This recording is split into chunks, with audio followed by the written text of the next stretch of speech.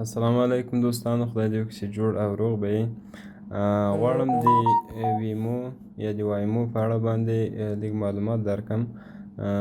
ډیری دوستان دي چې د ویمو په کارولو باندې نه پوهیږي، نو را به سو یو وار به دا وګورو. ویمو موږ دلته انسټال کړې ده، نو دا به راسو خلاص به کړو، شمارې ته به راسو.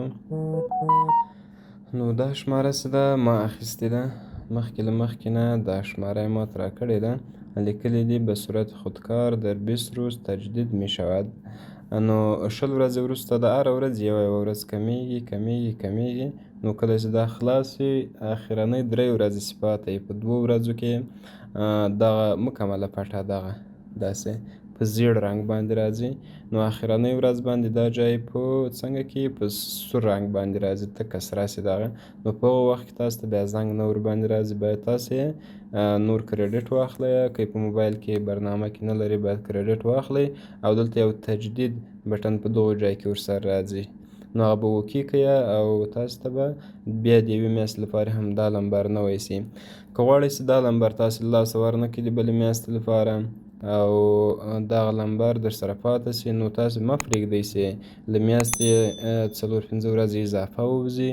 نو که چېرته اضافه ووځي، تاسو لمبر بیا بدلیږي، بیا به دا لمبر نه درکوي، بل لمبر به درکوي.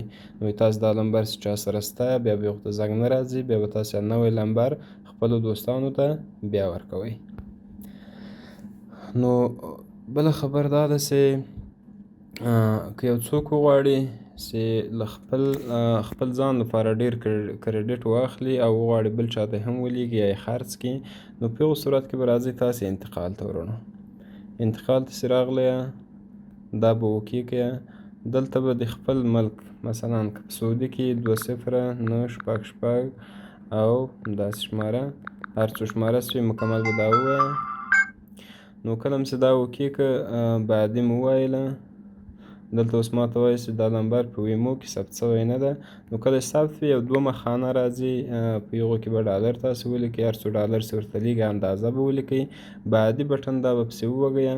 نو کله چې دا ووایي، تاسو ته به ولیکي با موفقیت دغه شمارې ته دومره پیسې ولیږل شوې.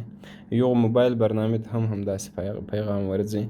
نو بیا چې تاسو ګورئ چې که وګورئ چې دا پیسې موږ ته اضافه سوې که نه، چیرې به ګورو. راځئ به حساب ته، دغه برخې ته دلته چې راغلی، په دغو برخه کې به تاسو ته د خپلې پیسې معلومې. په اول کې به 0 وي.